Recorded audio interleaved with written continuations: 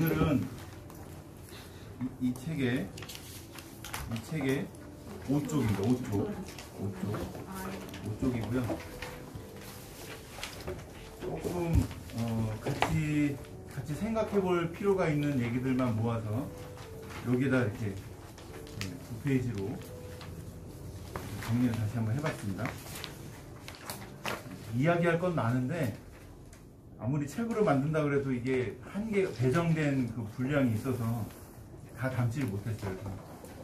이렇게 따로 출력을 했으니까 이해를 좀 해주시면 좋겠습니다.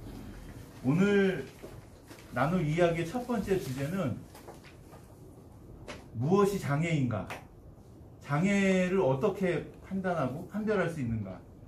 이런 문제입니다. 일반적으로 장애라는 것은 상태를 얘기합니다. 상태. 어떤 모양, 신체적인 상태, 정신적인 상태, 이런 상태를 이야기합니다. 그래서 장애라는 상태를 가진 사람을 장애인이라고 정의합니다. 그러면 어디부터가 장애고 어디부터가 장애가 아닌가, 이거 우리가 좀 생각해 볼 필요가 있는 것 같아서 깊이 생각해 보려고 그래요.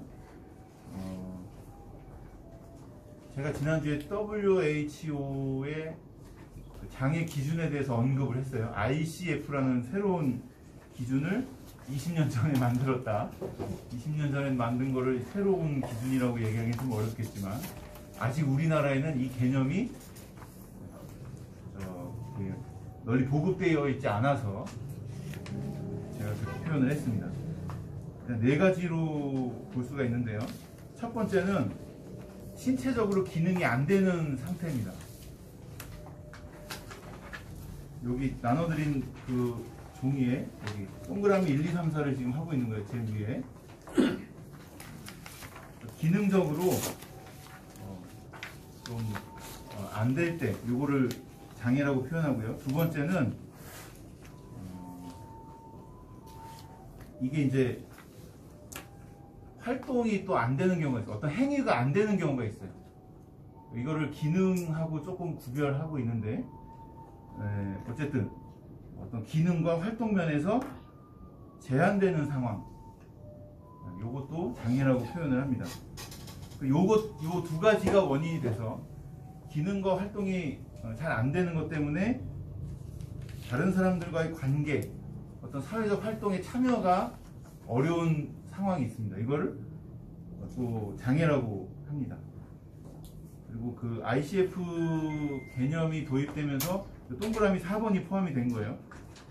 물리적 장애, 문화적 장애, 사회 심리적 장애까지 포함을 한 겁니다. 이게 무슨 얘기냐면 예를 먼저 들어드릴게요. 휠체어를 타신 분이 계단으로만 만들어진 건물에서 2층, 3층 올라갈 수 있어요? 올라가기 어렵죠. 그래서 이런 분들을 우리는 장애라고 부르잖아요. 근데 만약에 휠체어를 타신 분이 각 층마다 엘리베이터가 서는 건물에 가신단 말이에요. 이분이 장애인이에요? 다 갈 수 있는데? 2층, 3층도 다 갈 수 있는데? 이런 개념입니다. 그러니까 그 환경이 모든 사람이 활동이 가능하도록 만들어진 환경이라면 그 환경에서는 장애가 없다는 거죠. 불리한 사람이 없다는 거죠. 그러니까 장애를 만드는 건 환경적인 요인도 있다, 이 얘기를 하는 겁니다. 개인만의 문제가 아니라 환경, 사회적인 문제도 장애를 만들어낸다, 이런 겁니다. 그래서 제가 거기 화살표로 표현을 했어요. 이 얘기를 좀 이렇게 정돈해서 뭐라고 얘기를 하냐면, 환경이 분리를 경험하도록 만든다. 이거를 사회적 분리라고 얘기를 합니다. 이런 얘기들을 딱 종합해 볼 때 장애라고 하는 것은 그렇다면 절대적인 기준이라고 볼 수 있을까요? 네, 이게 좀 어려우시죠? 그래서 제가 두 가지 예를 가지고 왔습니다. 안경 쓴 사람의 예를 먼저 들어볼게요. 안경 쓰는 이유가 여러 가지가 있죠. 요즘에는 안경 쓴 사람들이 10명 중에 한 7, 8명 되는 것 같아요.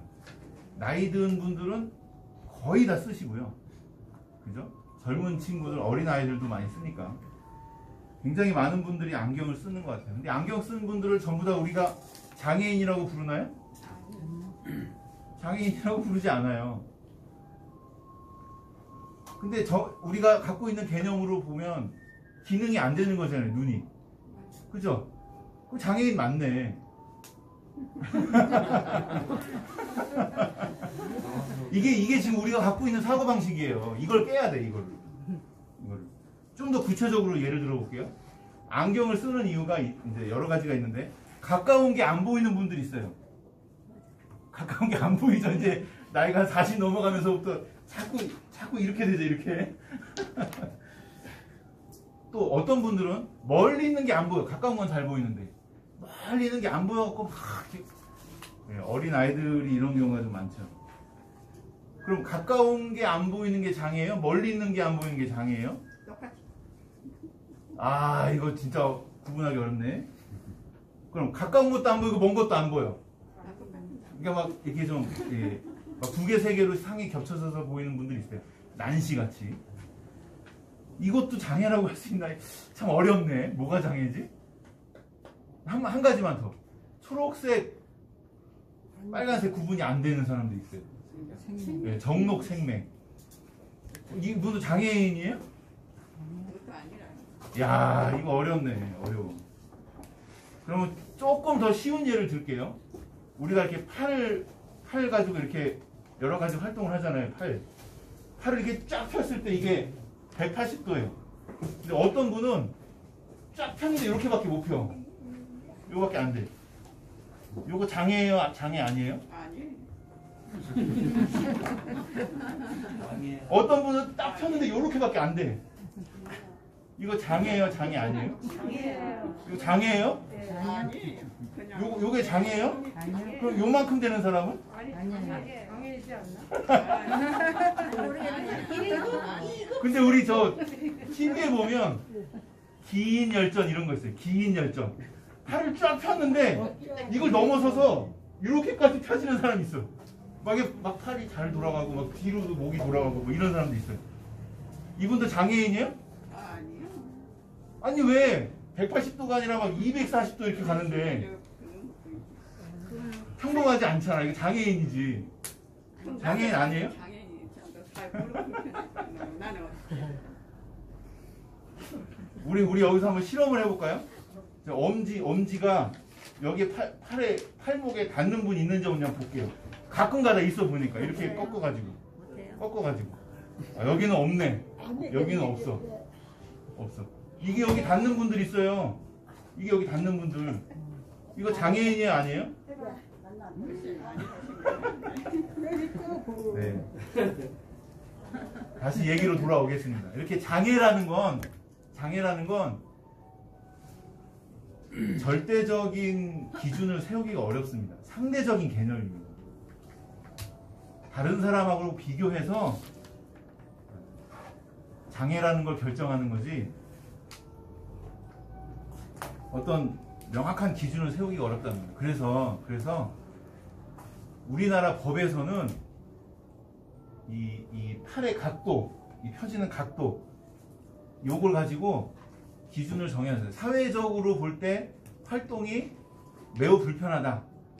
이런 수준을 정한 거예요. 여러 가지 실험을 통해서. 그래서 그 기준 이상이면 장애가 아니고 그 기준 밑에면 장애고 이렇게 법에서는 정해놨어요. 근데 사회적으로는 행정적으로는 그런 기준이 필요하겠죠. 근데 그 기준이라는 건 엄연히 어떤 과학적 근거가 아니라 상대적인 개념인 거죠. 상대적으로 다른 사람들에 비해서 활동이 어렵다고 판단한 어떤 선을 정해놓은 거죠. 장애라는 게 이렇다는 얘기입니다. 그래서 제가 지난주에 얘기한 게 있어요. 모든 사람은 훼손된 하나님의 형상을 갖고 있다. 따라서 모든 사람이 장애인이다. 이 얘기가 한 번 더 입증이 되는 거죠. 그래서 이렇게 사회적으로 환경적으로 분리라는 걸 경험하도록, 불편이라는 걸 경험하도록 만드는 것도 문제다. 이런 얘기를 제가 오늘 강조하는 거고요. 이런 상황을 개선하기 위한 운동이 일어나고 있어요. 여러분들 농인 사역 하시는 분들 이 얘기를 꼭, 이 단어를 꼭 기억하셔야 돼요. 제가 저기 괄호 4번에 적어놨어요. 베리어 프리. 베리어 프리라는 말은 장벽을 허물다라는 뜻이에요. 밑에 간단하게 표시를 해놨죠. 고령자나 장애인들도 살기 좋은 사회를 만들기 위해 물리적, 제도적 장벽을 허물자는 얘기. 여기서 물리적 장벽이라고 하는 건 계단만 만들지 말고 휠체어가 올라갈 수 있도록 비탈도 만들고 엘리베이터도 만들자. 이런 걸 물리적 장벽을 제거하는 운동이고요. 제도적 장벽이라고 하는 건 장애인들도 취업할 수 있다. 휠체어 탄 사람이라고 공장에서 일하지 말라는 법이 어딨냐. 의무적으로 취업을 하도록 비율을 정하자. 뭐 이런 게 이제 제도적 장치입니다. 제도적 장벽을 허물자는 운동입니다. 그래서 BF, 그러니까 줄여서 베리어 프리를 줄여서 앞자만 따가지고 BF 인증 시설을 확대하자. 이런 운동이 우리나라 안에서 일어나고 있어요. 그러니까 BF 인증이라고 하는 건 장애인 친화 시설이라는 얘기예요. 장애인들도 이용하기 쉬운 시설이라는 얘기죠. 우리 교회는 BF 인증 정도로 볼 때 거의 제로에 가깝습니다. 엘리베이터 말고는. 자, 그렇습니다. 그래서 지난주에 제가 이준석 국민의힘 대표를 어떻게 보면 좀 비판하는 발언을 했는데 오늘은 조금 이렇게 또 축혀 올리는 발언을 좀 하려고 합니다. 이것도 역시나 저의 정치적 성향, 정치적 이념과 전혀 관계없습니다.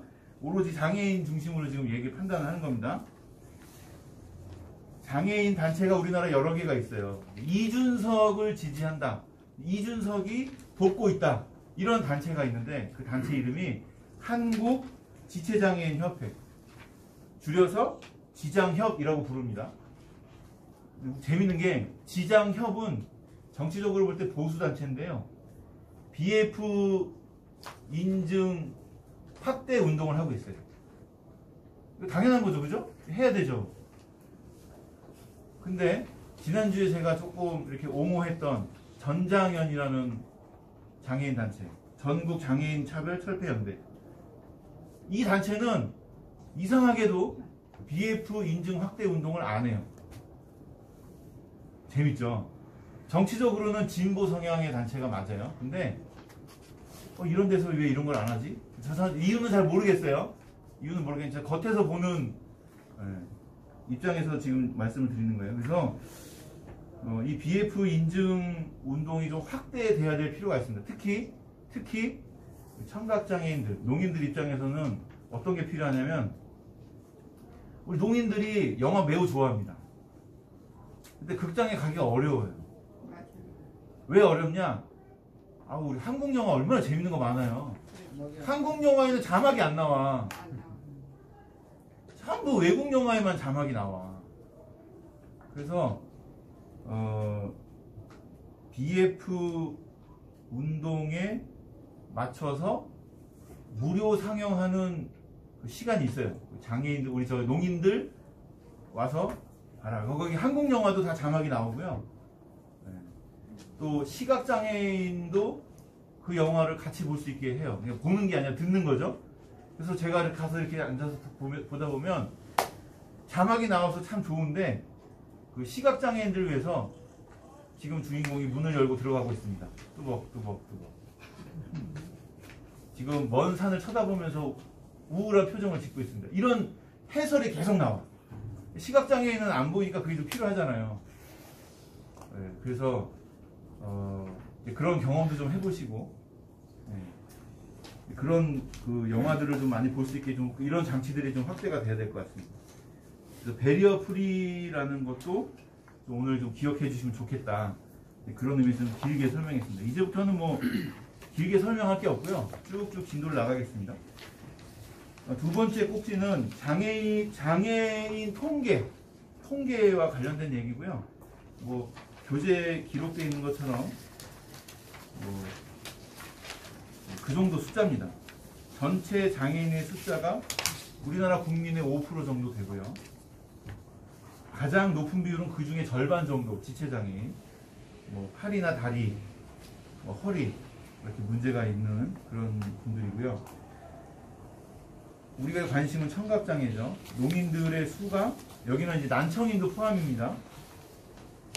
34만 명 정도 됩니다. 근데 이 인구 비율로 볼 때 이 비율이 전 세계적인 비율과 비슷하다 이런 느낌을 가지고 있어요. 세계적으로 정확한 통계를 낼 수 없는 건 여러분도 이해하시죠?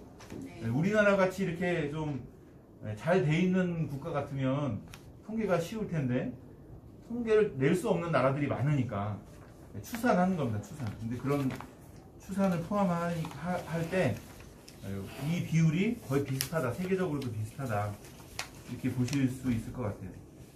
그러니까 얼마나 많은 농인들이 지금 현재도 복음을 듣지 못하고 있는 걸까요? 네. 참 안타깝습니다. 진짜 땅끝은 우리 농인 세계가 아닐까 이런 생각을 좀 해봅니다. 그래서 이런 비율로 장애인이 우리 곁에 있다 이렇게 보시면 되고요. 저는 이제 여기에서 또 우리 앞으로의 사역의 미래가 좀 보이기도 하는데요. 요 얘기는 또 얘기를 하다 보면 또 1시간짜리예요. 그러니까 그냥 문제만 던지고 끝낼게요. 뭐냐면 요즘 의술이 발달해서 와우 수술을 하는 친구들이 늘어나요. 그래서 부모 입장에서는 와우 수술을 해줬기 때문에 내 아이는 문제가 없다. 그래서 농인 학교를 안 보내고 그냥 일반 학교를 보낸단 말이에요. 일반 학교에 가는 우리 난청 학생들, 농인 학생들이 어떤 상황을 만나냐면 제가 저기 써놨어요. 저기 두 번째 페이지에 에바다부가 타파해야 할 환경 보이시죠? 소통의 단절. 여기서 시작해서 관계의 단절. 소외됩니다. 소외. 이걸 아이들이 경험하면서 자라요. 그래서 이게 심각하게 어디로 발전하냐면 차별 내지는 고립. 그래서 아이들이 중고등학생이 되면 어디서 가서 놀아야 될지를 몰라서 길거리를 헤매고 다녀요. 이런 심각한 문제들이 벌어집니다. 이 자신을 또는 자기 자녀를 농인이라고 인정하지 않는 문제들 아주 심각한 사회적 문제를 일으킵니다. 이 정도만 하고 넘어갈게요. 두 번째 페이지 보시면 세 번째 꼭지가 나옵니다. 성경 속에 등장하는 장애인, 제가 유명한 사람 4명만 여기다 넣어놨어요. 교재에는 1, 2, 3번만 있습니다. 이삭은 시각장애. 이해하시죠? 자기 아들, 첫째 아들하고 둘째 아들도 구분하지 못해갖고 손으로 만져야 돼요. 냄새 맡아보고. 그 정도로 눈이 안 보였어요. 이 정도면 뭐 시각장애라고 할 수 있죠. 야곱은 괜찮았는데, 그쵸? 창세기 32장에 보면 씨름하는 장면 나오죠. 환도뼈를 다친 이후로 다리를 절게 됩니다. 지체장애죠. 모세는요, 장애가 없는 것 같은데 성경에 표현된 거 보면 정영민 집사님 잘 얘기해 주셨네요. 언어장애입니다. 언어장애고 여기서 사울은 누구냐면 다윗을 잡으러 쫓아다닌 사울왕. 이 사울왕의 모습을 보면 우리 성경에는 악령에 사로잡혔다라는 표현을 많이 하는데 분노 조절이다. 분노 조절 장애 있을 수 있어요. 조울증, 조주압, 뭐 비슷하죠. 근데 정신장애 이렇게 표현하는 게 맞을까요? 하여튼 그런 정신적인 장애가 있습니다. 정서적 장애가 있습니다. 심리적으로, 정신적으로. 이런 것들을 포함해서 성경의 장애에 대한 내용이 얼마나 나오냐 제가 찾아봤어요. 제가 찾은 건 아니고 어느 논문에 나온 걸 제가 이렇게 복사해 왔는데 시각장애가 80번 등장합니다. 뭐 이렇게 해갖고 전체 160번. 이게 장애에 대한 언급을 포함하면 굉장히 많아요. 근데 언급한 거 빼고 장애인의 수입니다. 장애인의 수. 사복음서에 나타난 것만 해도 이렇게 많아요. 예수님이 이 정도로 장애인들을 많이 아끼고 사랑하시고 돌보셨다는 얘기예요. 우리도 예수님을 본받아서 장애인 잘 섬겨야 될 것 같습니다. 그러면 장애에 어떤 하나님의 뜻이 담겨 있느냐? 정말 그냥 핵심 요약하듯이 적어 왔어요. 이것도 논문으로 따지면은 한 대여섯 권짜리인데 그냥 제목만 적어온 셈이에요. 첫 번째는 죄로 인한 형벌일 수 있습니다. 죄로 인한 형벌일 수 있고, 두 번째는 하나님의 뜻일 수도 있습니다. 그러니까 하나님이 어떤 것을 나타내시기 위한 것. 그러면 무엇을 나타내시기 위함이냐? 첫 번째, 하나님만 장애를 해결해 주실 수 있잖아요. 그죠? 네, 그걸 자꾸 보여주시려고.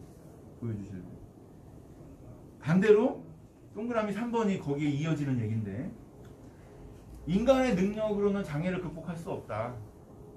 맞죠? 지금도 그렇잖아요. 우리 아무리 의술이 발달하고 첨단 과학기술이 나와도 장애를 해결하지 못합니다. 그래서 결론은 동그라미 4번이죠. 하나님이 이 세상을 창조하신 분이 맞다. 그렇게 정리가 됩니다. 그리고 동그라미 2번으로 갈게요. 그렇게 인간의 힘으로는 어찌할 수 없는 장애라는 벽이 있는데, 이 벽을 넘어서서 하나님이 살아계심을 드러내시고 구원의 길로 이끄시는 분이 하나님이시다. 구원의 은혜라는 게 얼마나 크냐, 구원의 능력이라는 게, 하나님의 능력이라는 게 얼마나 크냐, 이런 거 우리가 장애를 통해서 알 수가 있습니다. 동그라미 5번에 보시면 이제 성경에 나온 이야기들을 가지고 이렇게 결론을 내리는 건데요. 예수님이 그랬듯이 하나님이 장애인을 너무나 아끼고 사랑하신다. 그 마지막 결론으로 그런 장애인을 하나님을 본받아서, 예수님을 본받아서 잘 섬기라고 우리에게 맡기셨다. 이런 뜻을 우리가 장애를 통해서 발견할 수 있다고 이야기합니다. 그래서 저는 저기 정영미 집사님, 정지호 집사님 계시는데요. 여기 최은경 집사님도 마찬가지로 걸어다니는 선교사다.